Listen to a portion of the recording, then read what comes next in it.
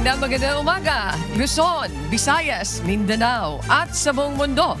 Oras po natin sa buong kapuluan, alas 5:02 na ng umaga, Philippine Standard Time. Ako po si Annie Tentoy. Ngayon po ay araw ng Biyernes, ika-6 sa buwan ng Pebrero, taong 2026. Tayo po ay sabayang napapakinggan sa radyo La Verdad 1350, ang UNTV Radio. At syempre, makakasama natin ngayong umaga ang ating global correspondent na si Amiel Pascual. Wala naman po sa Taiwan. Amiel, magandang umaga po sa inyo. Mamaya po, ihahatid niya ang mga balita mula sa iba't ibang panig ng mundo. Simulan na natin ang balitaan. Narito ang malalaki at makabuluhang balita ngayong araw.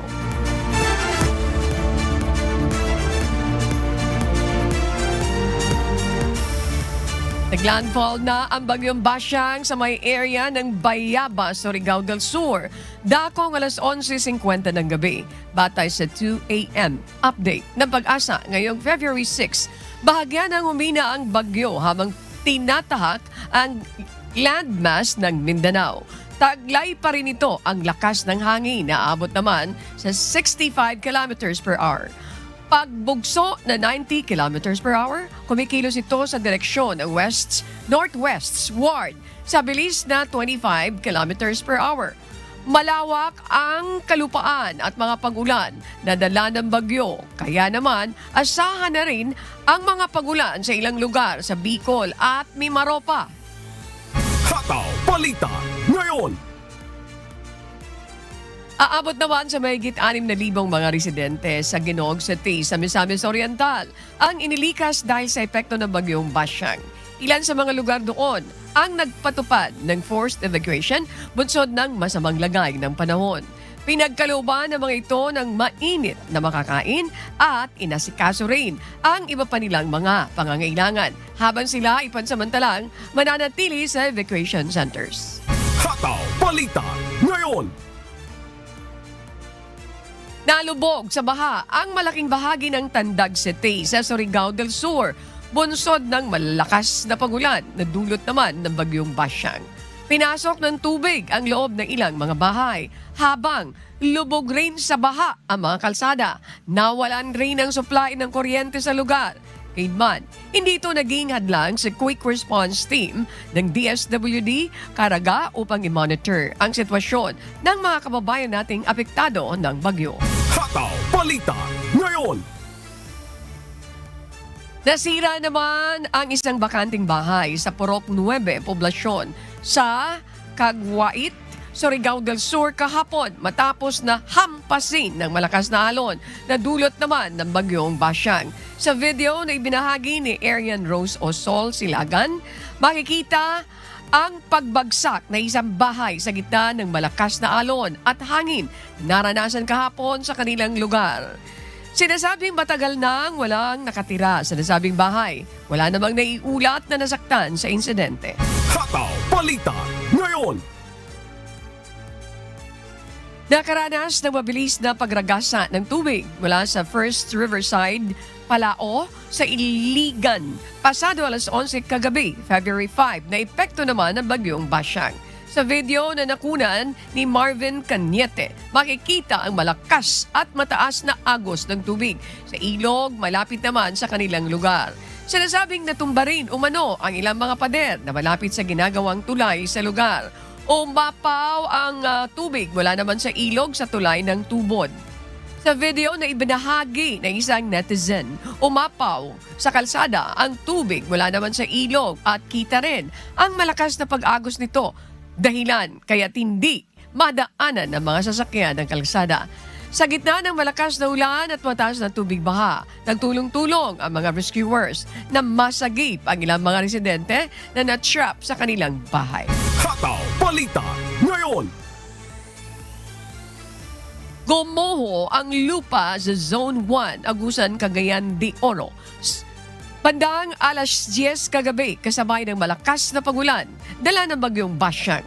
Agad na rumisponde ang City Disaster Risk Reduction and Management Office ng Cagayan de Oro. Katulong ang ilang private groups para sa search and rescue operations. Sa paunang impormasyon, 4 na miyembro ng pamilya ang isinugod sa Northern Mindanao Medical Center. Subalit may mga idineklara na umanong nasawi sa landslide. Gayunpaman, nagpapatuloy pa ang rescue operations sa lugar sa pagbabakasakaling may buhay pang matatagpuan sa insidente. Patuloy rin ang investigasyon ng mga otoridad sa kabuang bilang ng mga biktima ng sakuna. Hataw Balita ngayon. Tiniyak naman ni Vice President Sara Duterte na nakahanda ang kanilang Disaster Operations Center na tumulong para sa mga kababayan natin na maapektuhan ng bagyong Basyang. Naglabas ng video message si Vice President Sara Duterte kung saan tiniyak nito na nakahanda ang Disaster Operations Center ng Office of the Vice President para tumulong sa mga kababayan natin na naapekto o apektado ng bagyo.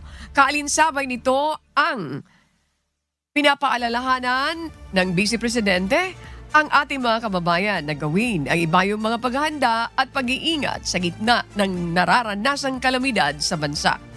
Kabilang na dito ang paghahanda ng mga pribado at pampublikong sasakyan, mapalupa, dagat o ihimpapawid man ay dapat niyang tiyakin na nasa maayos na kondisyon at ligtas na gagamitin.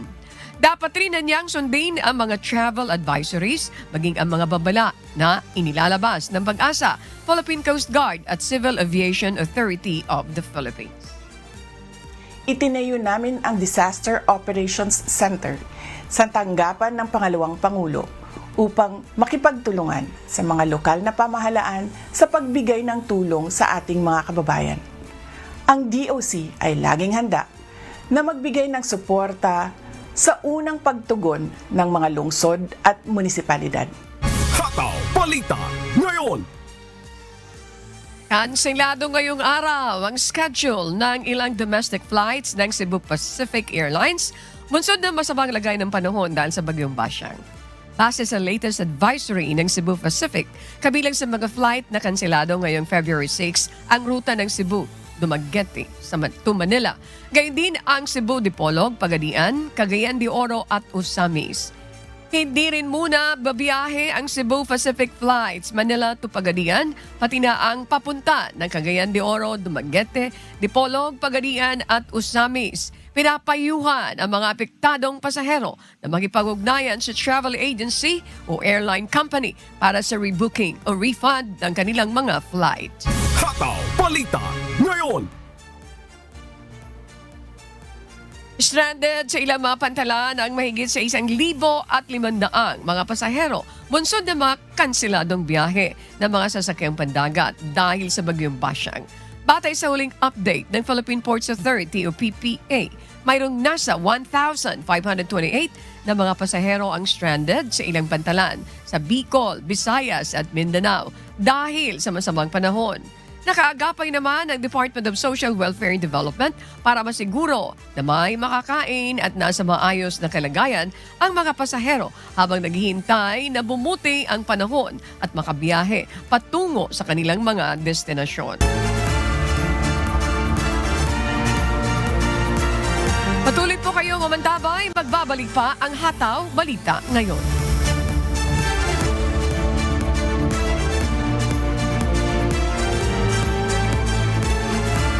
Oras natin sa buong kapuluan, alas 5:14 na po ng umaga, Philippine Standard Time. Naririto pa rin po ang radio mobile booth sa MCGI Charity Center na matatagpuan po sa Marikina City. At sa pagpapatuloy ng Hataw Balita ngayon.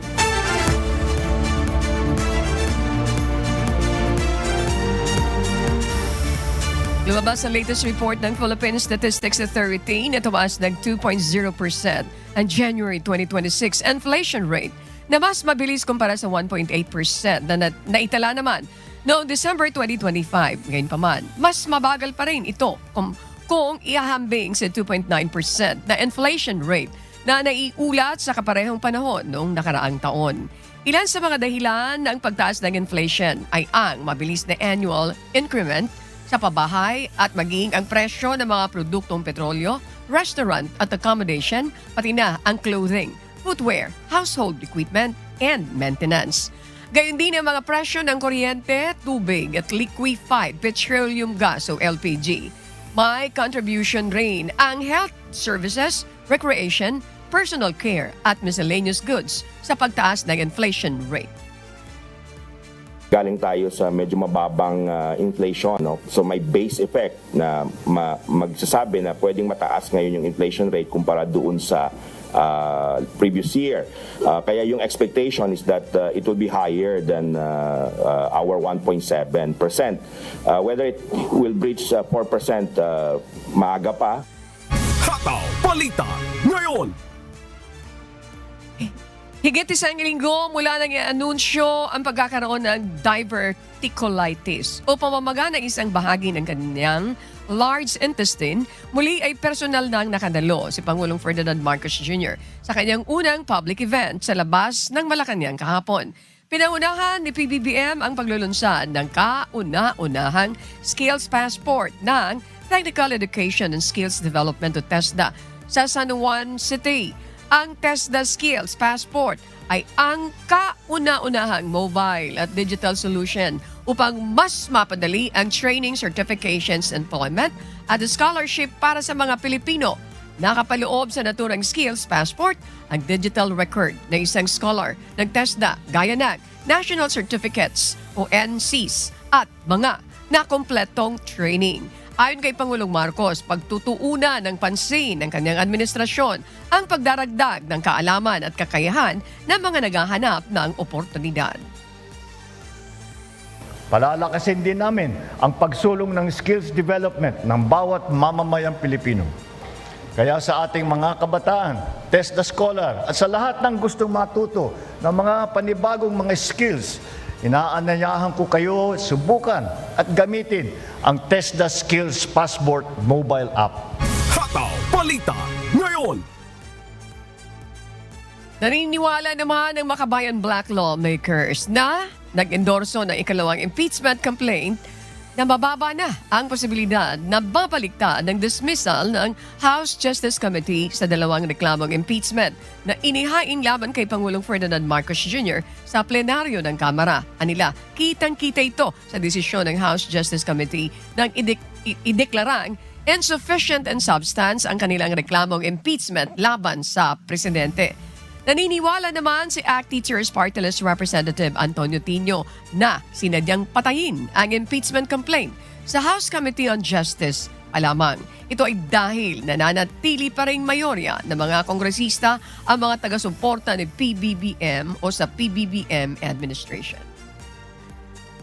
Inaasahan natin na sa harap din ng plenary, magiging uphill battle talaga yan. Magiging mahirap, hindi magiging madali. Hindi na ito lulusot. Yung presidente hindi na lulusot kasi pinakita ng mayorya na talagang desidido silang patayin na sa maagang yugto pa lang para hindi na umabot sa investigation stage proper kung saan ilalabas na ang ebidensya at kailangang sumagot ang presidente. Hataw Balita ngayon.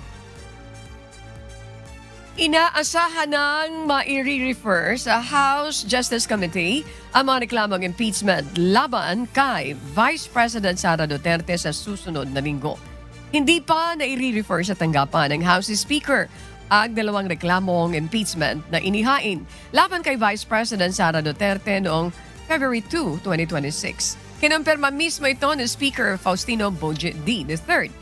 Patay sa panuntunan ng Kamara, agad na dapat may refer ang isang verified impeachment complaint ng House Secretary General sa Office of the Speaker at sa loob ng 10 session days. Kailangan itong maisama sa order of business ng House Speaker.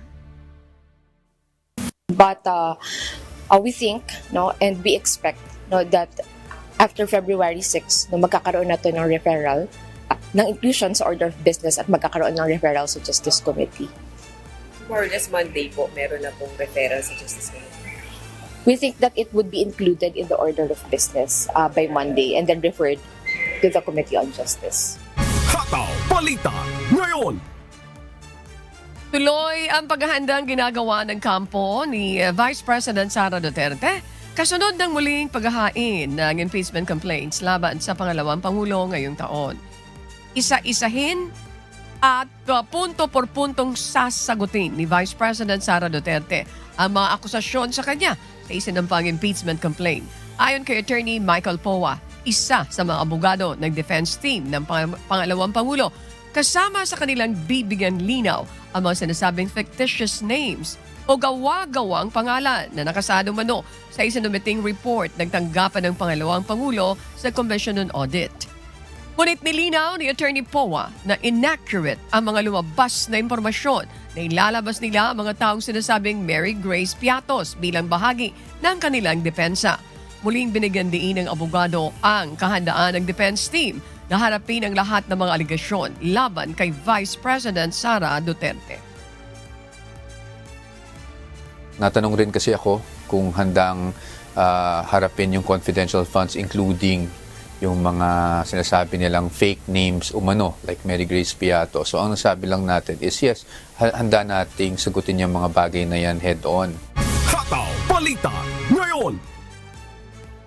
Dalawang politiko sa Northern Luzon ang hinihinalang mastermind at financier na iligal na paggawa ng sigarilyo na ni-raid ng mga otoridad sa Pampanga ayon sa Department of the Interior and Local Government o DILG. Bukod sa mga politiko, may 4 pang incorporators na sangkot kung saan 2 sa kanila ang Pilipino habang 2 naman ang Korean nationals. Sa naturang raid, 6 na Chinese nationals ang naaresto habang 65 Pilipino ang na-rescue dahil sa umano'y sa pilitang pagtatrabaho. Ang nasabing iligal na pabrika ay kaya umanom makapag-produce ng 150 million pesos na halaga ng sigarilyo sa loob lamang ng isang araw. Nabatid na pareho ang brand ng mga inilabas nitong sigarilyo sa multi-billion pesos smuggled na produktong nasabat naman ng Philippine National Highway Patrol Group sa Batangas at Malabon noong December. As of now, under investigation kasi titignan namin kung binigyan na ng business permit to, kung na-inspect o hindi. January pa lang kasi, February pa lang Na-discover to January 29. So within the mandate pa rin kung nabisita na ng BFP, nabisita na ng local authorities para i-inspect ang lugar. Kung in-inspect po nila at binigyan ng business permit, liable po sila. Hataw Balita ngayon. Magtatayo ang Philippine Navy na isang naval monitoring station sa Tubataha Reefs Natural Park. Ito Martes formal nang lumagda ang Western Naval Command at Tubataha Management Office sa isang Memorandum of Understanding o MOU. Sa ilalim ng kasunduan, maglalagay doon ang Philippine Navy ng Naval Monitoring Detachments sa Ranger Station upang palakasin ang pagbabantay sa karagatan, pangangalaga sa kalikasan at koordinasyon ng iba't ibang ahensya ng pamahalaan sa Sulu Sea. Ang Tubataha Reefs Natural Park ay isang UNESCO World Heritage Site at kinikilalang isa sa mayayamang marine environments sa buong mundo. Ngunit patuloy itong naharap sa banta ng illegal fishing, poaching at pagkasira ng kapaligiran. Sa pamamagitan ng bagong Naval Monitoring Detachment, magkakaroon ng real-time naval support para sa mga patrol surveillance at agarang pagtugon sa mga insidente sa lugar. Importante yun sapagkat ito naman ang contribution ng Navy sa support to protect the environment. Ang Tubataha naman is eastern seaboard ng Puerto Princesa. So nasa Sulu Sea ito sa loob natin. Hataw Balita ngayon. At para naman sa balita sa iba't ibang panig ng mundo, narito ang ating global correspondent na si Amiel Pascual mula sa Taiwan.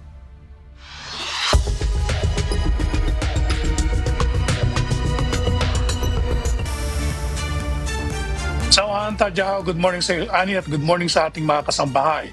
Bago sumapit ang 2026 Winter Olympics sa Milan, Italy, napigilan ng Italian security agencies ang mga cyber attack laban sa embahada sa Italy at mga hotel na tutuluyan ng mga kalahok sa Olympics. Dahil dito nakataas ang alerto ng pulisya sa mga protesta, seguridad ng lugar at anumang klase ng pag-atake. Narito ang humahatol na balita ni Gerard Boral.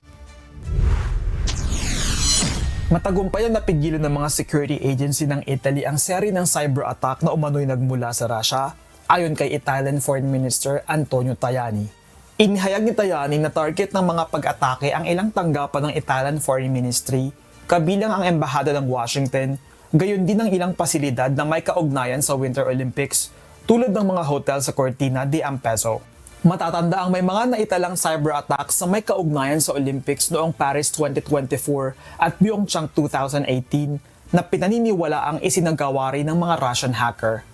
Bagamat hindi pinayagang lumahok ang Russia sa Winter Olympics ngayong taon, 13 Russian at 7 Belarusian na mga atleta ang pinayagang sumali sa kompetisyon bilang neutral athletes, kasama ang mahigit na 3,500 athletes mula sa iba't ibang bansa.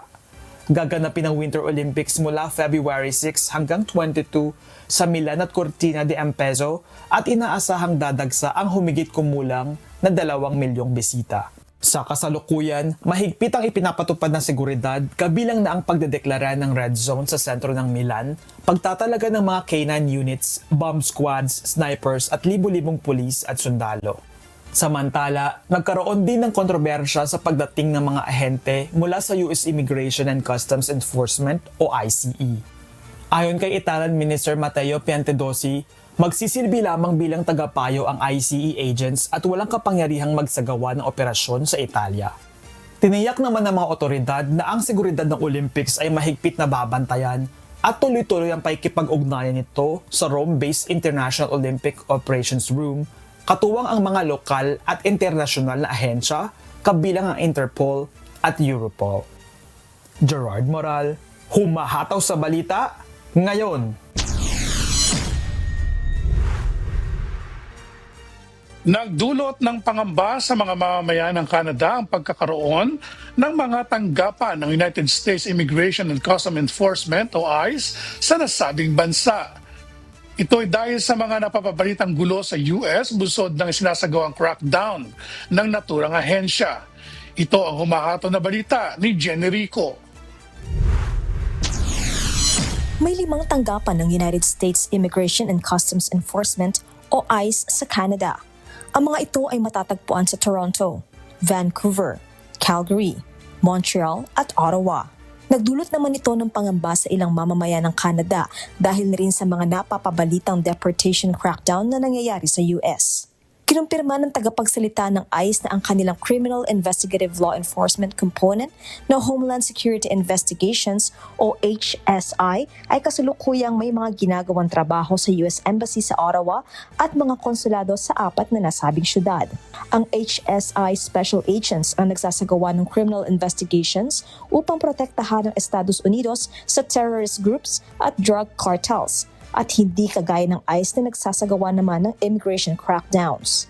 Ayon sa US Embassy sa Ottawa, patuloy umano ang pakikipagtulungan ng HSI sa Canada upang mapanatili ang public safety at pagpapatupad ng batas. Jenny Rico, humahataw sa balita ngayon.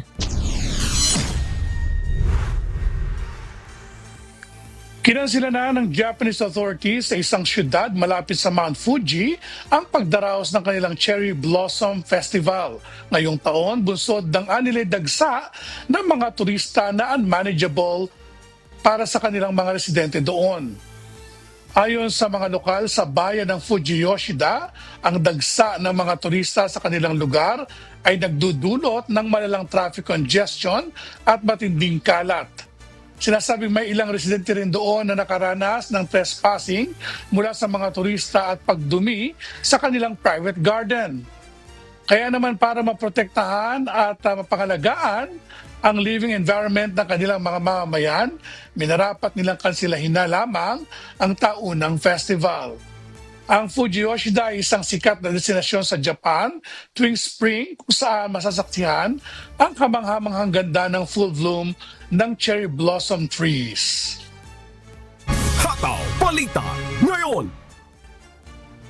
At yan po ang mga balita mula sa iba't ibang panig ng mundo. Mula rito sa Taiwan, ako si Amiel Pascual. Magandang araw sa Ichen. Maraming salamat, Amiel Pascual. Patuloy po kayong umandamay, magbabalik pa ang Hataw Balita ngayon.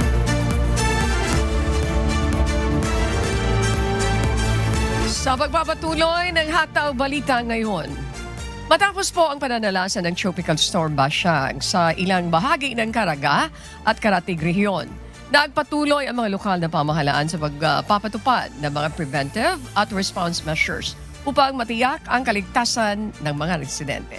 Mula po sa Butuan City, si MJ Vasquez, humahataw live.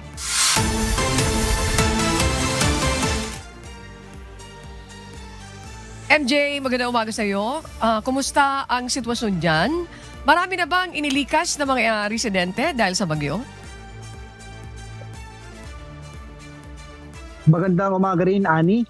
Sa aking kinaroroonan nga dito sa Butuan City ay mayroon ng 139 na pamilya ang inilikas mula sa 8 evacuation center na itinalaga ng lokal na pamahalaan. Samantala sa Surigao del Sur kung saan naglandfall itong bagyong Bashang ay kahapon pa lang nagsagawa na ng first evacuation sa mga ilang mga coastal communities sa lugar na iyon. At kabilang din sa mga lugar na nagpatupad ng first evacuation ay ang probinsya ng Surigao del Norte. Isinagawa ang first evacuation sa Barangay Lacandula sa bayan ng Placer bilang isang preventive measure dahil sa banta ng pagbaha at pagguho ng lupa. Pinangunahan ng Barangay Lacandula Quick Response Team kasama ang LGU Placer Quick Response Team at mga national agencies upang agad na mailikas ang mga residente. Sa lungsod ng Tandag, ipinatupad naman ang suspension ng pasok sa trabaho sa lahat ng government at private offices ngayong araw, February 6. Dahil sa mga posibleng peligrong dulot ng malakas na pagulan at hangin. Kasabay nito, Ani, ipinakalat ang Tandag City Emergency Response Team sa mga high-risk flooding at landslide area sa lungsod para sa patuloy na pagmamatsyag at assessment ng sitwasyon. Ayon sa National Disaster Risk Reduction and Management Council, nasa ilalim ng Red Rainfall Warning ang mga lalawigan ng Surigao del Sur, Surigao del Norte at Dinagat Islands. Sa Hinatuan, Surigao del Sur, nasa high alert at ang Emergency Operations Center at Incident Management Team. Umaabot na sa 226 na pamilya o nasa 753 na individual ang inilikas mula sa mga flood-prone at high-risk areas. Personal na tinutukan ng lokal na pamahalaan ang paghahanda ng mga evacuation centers at relief operations upang matiyak ang kaligtasan at kapakanan ng mga bakwit. Samantala sa Surigao City, hinatiran ng ready-to-eat food ng DSWD Caraga kasama ang City Social Welfare and Development Office ang mga stranded na pasahero sa Eva Macapagal Terminal at Lipata Port matapos ipatupad ng Philippine Coast Guard ang suspension ng biyahe ng lahat ng uri ng sasakyang pandagat. Pansamantala rin silang pinasilong sa isang paaralan habang nagpapatuloy ang monitoring sa epekto ng bagyo.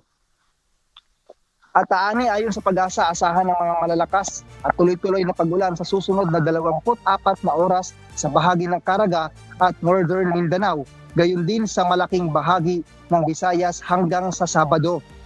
May banta rin ng malakas na hangin, kaya paalala sa mga nasa coastal communities na iwasan muna ang paglalayag at manatiling mapagmatsyag sa mga anunsyo ng mga lokal na pamahalaan at otoridad.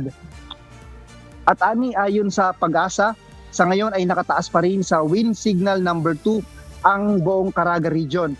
At sa mga oras nga na ito ay patuloy pa rin ang pagbuhos ng ulan at gayon pa man ay hindi naman nakitaan ng pagtaas ng level ng tubig dito sa ating likuran ng Agusan River.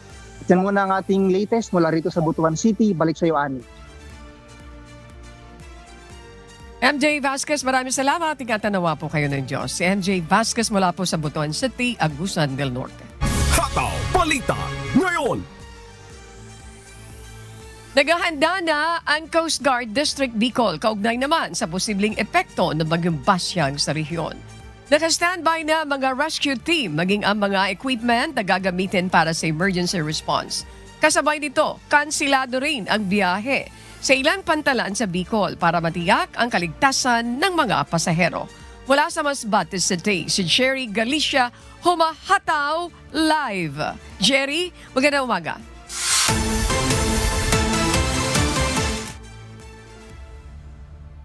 Jerry, kumusta ang sitwasyon sa Kabikulan? Maulan pa rin ba dyan? Yes, Ani, magandang umaga. Sa kanya ay tumila na yung naranasang pag-ulan, particular dito sa Masbate City. At hinang pagbugso naman ang hangin ng ating naranasan dito. At sa epekto nga, nitong bagyong Basyang. Nagtalaga na ng nasa 410 tauhan ang Coast Guard District Bicol para sa antisipasyon sa posibleng epekto ng bagyong Basyang sa Bicol Region. Nakahanda nang i-deploy ang mga personnel para sa anumang pagresponde sa mga emergency situation at mga kailangan ng ating mga kababayan. Bukod pa dyan ang nasa 13 land assets at 16 na floating assets na naka-standby kung sakaling magkaroon ng evacuation, rescue at response operation. Naglabas na din ng Sea Travel Advisory ang Coast Guard para makasiguro sa kaligtasan sa mga maglalakbay sa karagatan. Sa isla ng Masbate, wala nang pinahintulutang makabiyahe sa mga pantalan ng Masbate City patungo sa port ng Cebu.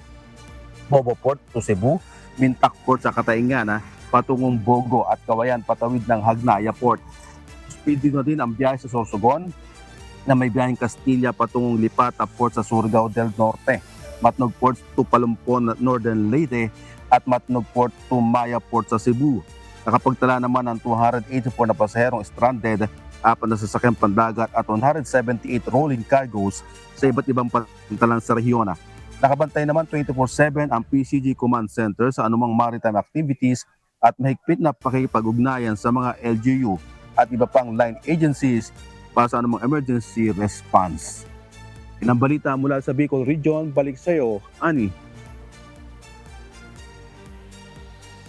Maraming salamat, Jerry Galicia. Ingatan nawa po. At Jerry Galicia reporting live mula po dyan sa Masbate City. Hataw Balita ngayon. Samantala, ilang mga kaso naman ng hand, foot, and mouth disease ang naitala sa Quezon City ngayong taon, kung saan karaniwan sa tinamaan ng sakit ay pawang mga bata. Ngayong umaga, makakausap natin sa linya ng telepono si Mr. Brian Migue, Disease Surveillance Officer ng Quezon City Epidemiology and Surveillance Division para sa update hinggil po sa kaso ng HFMD sa Quezon City. Magandang umaga po sa inyo, Mr. Migue. Magandang umaga rin po, Miss Annie, at sa mga viewers and listeners ng UNTV. Good morning. Maraming salamat, sir, for joining us this morning. Unang tanong ko po, ano yung pinakahuling bilang ng mga kaso ng HFMD dito sa Quezon City? At may nakikita bang pattern sa pagkalat po ng sakit? Okay, Miss Annie. So, to give context, sa buong 2025 last year sa QC, umabot tayo ng 998 o halos dalawa na lang, no? 1,000 na HFMD cases kumpara sa 153 lang na cases noong 2024. Pero kung tatanungin niyo po ako yung pinakahuling update sa bilang ng kaso ng HFMD cases, meaning January 1, February 5, 2026, meron tayong reported na 43 cases. Mas bababa kumpara sa 120 yung period last year. Pero even na mas mababa siya, Miss Annie, this year, ang bilang ng mga kaso naman po ay this year lumagpas sa tinatawag naming alert threshold. Meaning, pwede pa na mas dumami ang mga kaso kung mapapabayaan. So, dapat alert tayo. At katunayan, may mga na-identify tayong mga clustering na mga HFMD cases sa ilang paaralan this January. Lalo na yung pattern is karamihan talaga is tinatamaan yung mga school-age children, lalo na yung mga toddlers. Ayun. Okay.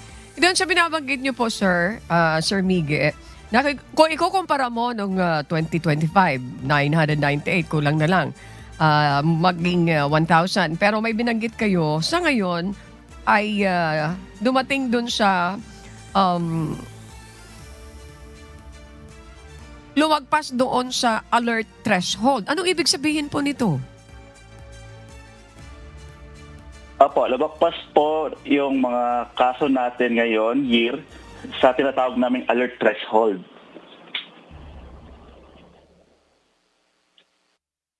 Yes, can you explain this po, Mr. Mige? Kasi hindi masyadong maintindihan. Kung comparison doon sa bilang, 998 noong nakaraan taon, pero ngayon 43. Pero ang binabanggit, lumampas doon sa alert threshold. Anong ibig sabihin po nito para doon sa ordinaryong mamamayan? Okay po. So yung binanggit ko pong 998 na kaso, ito po yung bilang ng mga kaso noong buong 2025. So January 1, 2025 to December 31, 2025. Ngayon po, yung 43 cases, lilinawin ko lang po, from January 1, 2026 na to February 5, 2026. Itong mga bilang ng mga kaso na to, tinatrack namin to every day, every week. At itong nakaraang week, lumalakpas na siya, no, sa tinatawag namin na threshold. Ang ibig sabihin ng alert threshold, ito po yung mga expected number of cases namin na mga HFMD cases. Isa rin po itong indicator as part ng monitoring ng mga disease king na pwede pa mas dumami yung mga kaso kung mapabayaan. So by the word itself, dapat alert tayo at gumagawa na tayo ng mga certain actions to prevent and control these HFMD cases. Ayun po, Miss Annie. Okay. Speaking of the measures, speaking of the measures, kung ano yung ginagawa para makontrol ito, matanong ko po kayo, ano yung mga hakbang na isinasagawa po ng local government at ng health office para mapigilan ang mas paglawak o pagkalat nitong sakit na ito, sir? Okay po. Una-una, mas heightened po yung surveillance natin na pinapatupad. Katunayan po, naglabas na po kami ng HFMD advisories sa mga paaralan, hospitals, health centers, barangays, communities. Dahil nga po doon, nasa alert threshold tayo. So dapat maging alert din sila, no? Yung mga stakeholders po natin. May mga nagaganap din na malawakang health teachings sa school, sa barangay at sa communities. May mga pinamimigay po na mga pamphlets din, no? Yung hard copy. At meron din po mga social media advisories, no? Doon sa ating mga Facebook page. So, pangatlo, kung may na-identify po tayo na clustering ng mga kaso sa community o sa school, agad naman po namin yung ini-investigate. Nagbibigay po kami ng recommendations kung paano po mag-prevent and control itong pagdami ng HFMD cases. Like sa school, no, pag may natukoy tayong isang section na may dalawa or more cases, agad tayo nagre-recommend na baka pwede mag-online learning muna itong section na to. Ayun po, Miss Annie. Okay, sa paliwanag niyo po, parang highly contagious ito. Now, paano po ito naihahawa sa iba, itong sakit na ito po, Sir Mige? Apa?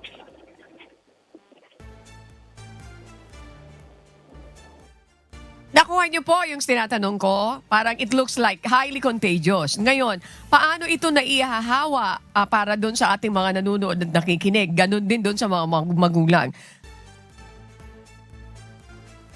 Okay po.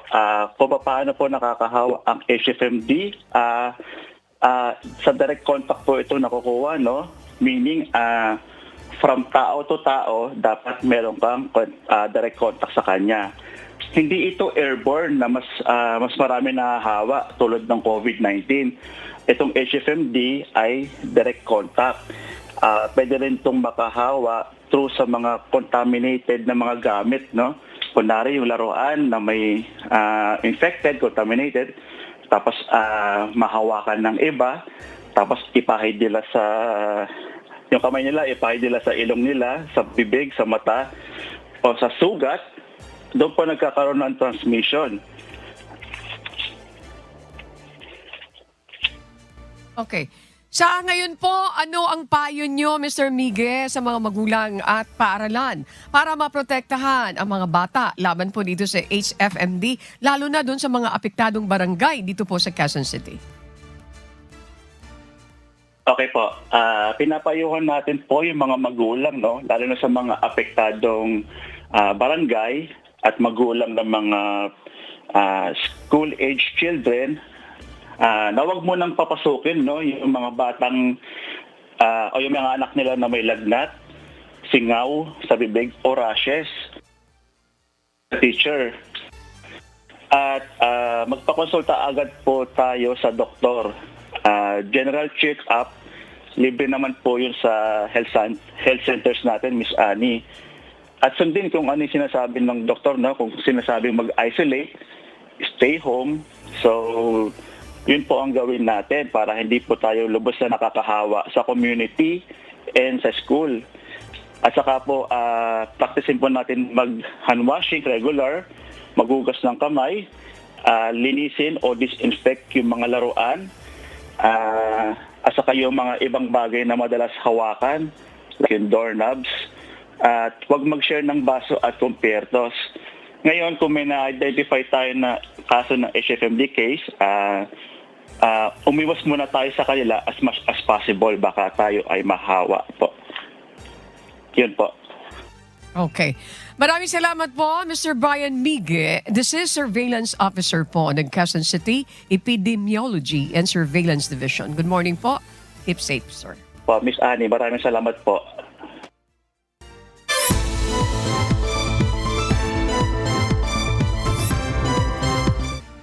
Umabot naman sa naasa 4 na bilyon ang nagparehistro sa Commission on Elections sa Bicol Region para makaboto sa idaraos na barangay at sangguniang kabataan elections. Habang inalis na ng COMELEC sa mga listahan ang mga botante na matagal nang hindi nakakaboto. Si Jerry Galicia humahataw.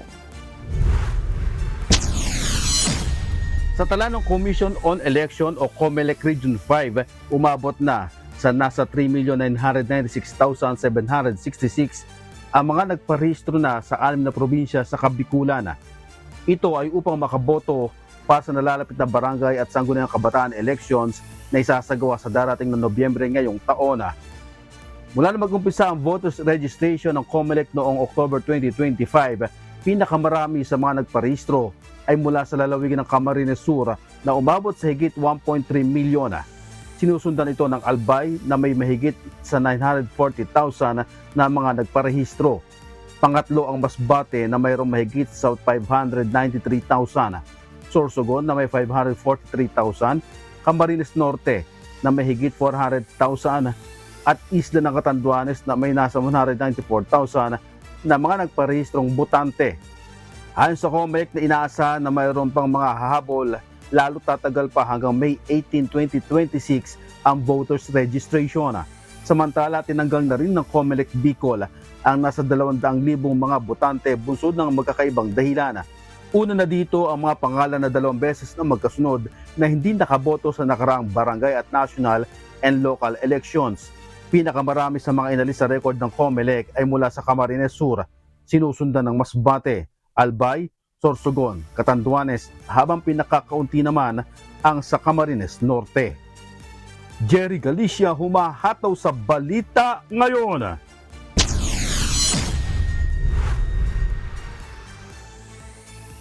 Maraming salamat, Jerry Galicia. Samantala, magtatayo naman ng 362 units ng Rental Housing and Department of Human Settlements and Urban o DHSUD sa Iloilo City. Ito ang kauna-unahang rental project sa lungsod kung saan maaaring umupa sa mas mababang halaga ang mga residente. Si Lelaine Moreno humahataw. Sa layuning mabigyan ng maayos, mura at desenteng matitirahan ng ating mga kababayan, magtatayo ng rental housing sa Iloilo City ang Department of Human Settlements and Urban Development o DSUD na tatawaging Iloilo Residences. Ito ang kauna-unahang 362 units na housing project sa lungsod na itatayo sa barangay Sambag, Haro. Dito maaaring umupa ang mga pamilyang wala pang kakayanang magtayo ng sariling bahay, mga biktima ng mga kalamidad tulad ng sunog, ubaha at demolition. Dito maaaring umupa ang mga pamilyang wala pang kakayanang magtayo ng sariling bahay, mga biktima ng mga kalamidad tulad ng sunog, ubaha at demolition, Sa pamamagitan nito ay mabibigyan ng pansamantalang tirahan ang mga tenant hanggang sila ay magkaroon ng permanenteng bahay o hanggang sa loob ng 5 taon. Ang renta ay 850 pesos kada buwan maliban sa mga utilities tulad ng kuryente at tubig. Bawat unit ay may floor area na 27 square meters. We will continue to build more homes, making it a top priority for the Ilonggo people and the Filipino people. Ang housing site ay lalagyan rin ng elevator, multipurpose hall, health center, park, playground at basketball court. Ang pondong gagamitin sa pagtatayo ng 2 7-story residential building ay mula sa Housing Development Program ng DSUD. Sa 2027, nakatakdang buksan ang housing project. Lelaine Moreno, humahataw sa Balita Ngayon.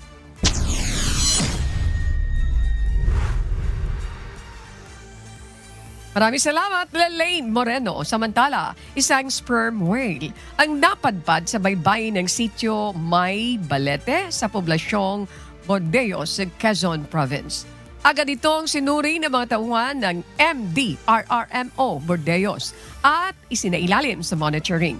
Pinayuhan ng mga otoridad ang mga residente sa lugar na lumayo at iwasan na hawakan ang naturang sea creature at iwasan ang anumang aksyon na maaaring magdulot ng stress o panganib dito.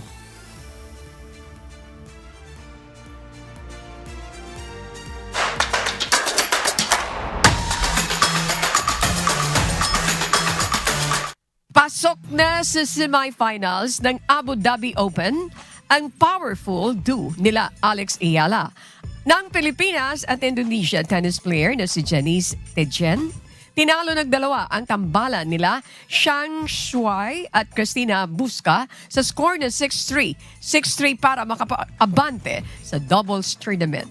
Samantala, nadaig naman ng Russian tennis player na si Ekaterina Alexandrova, si Alex Ayala sa quarterfinals match sa score na 3-6, 3-6.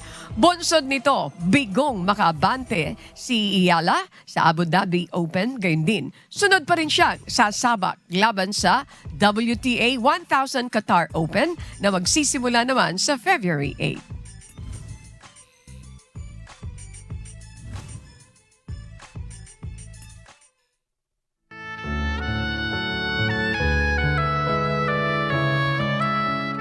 Sa aming ibabahaging mga salita ng Diyos na ating sandigan, mula sa Aklat ng Awit, Kapitulo 119, versikulo 11 na nagsasabing, "Ang salita mo'y aking itinago sa aking puso, upang wag akong magkasala laban sa iyo."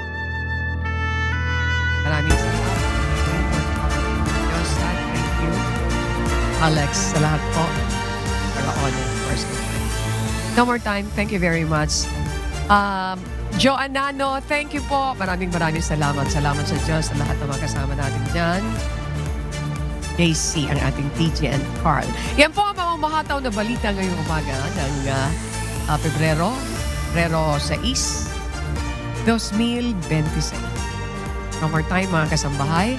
Ako po ang sa ngalan ng lahat ng bumubuo ng UNTV News at syempre sa mga nakikinig at nanonood sa iba't ibang panig ng mundo. Nangalan po ni Amigo Sherwin Colubong, ako po si Annie Rentoy. At dito po sa UNTV at UNTV, Radyo La Verdad 1350, Diyos ang aming sandigan. Serbisyo publiko ang aming pinahalagahan. Standby po, susunod na ang Good Morning Kuya. Salamat po sa Diyos at magandang umaga.